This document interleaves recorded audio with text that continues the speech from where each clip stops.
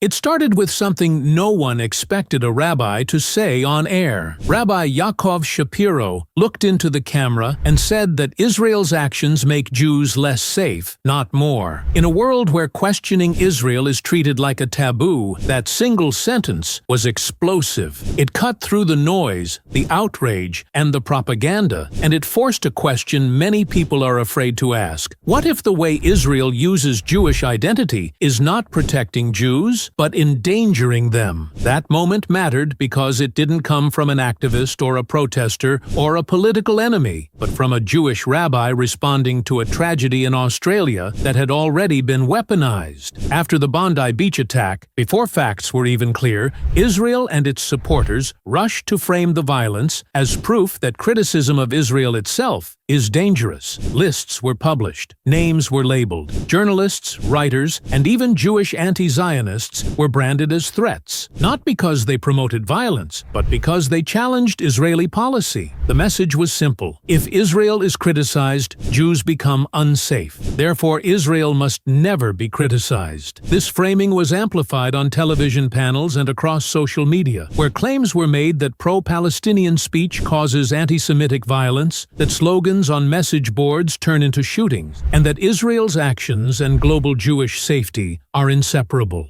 It was a powerful emotional argument, but it was also deeply misleading because it shifted responsibility away from the actual causes of violence and placed it onto speech that questioned power. Rabbi Shapiro did something propaganda does not expect. He introduced evidence. He cited data from Tel Aviv University's Kantor Center showing that anti-Semitic incidents rise sharply, not when people criticize Israel, not when the UN condemns Israel, not when protests happen, but when Israel carries out highly visible military violence. During the reoccupation of West Bank cities in 2002, incidents rose. During the Gaza assault of 2008 to 2009, they rose. During Operation Protective Edge in 2014, they rose again, especially after hospitals and UN schools in Gaza were bombed. The pattern was clear: not speech, not protest, not criticism, violence. Shapiro's point was devastating. Israel's actions, not its critics, are what correlate with spikes in anti-Semitic incidents globally. When images of children pulled from rubble circulate, when hospitals are hit, when civilian suffering is broadcast into homes worldwide, emotional reactions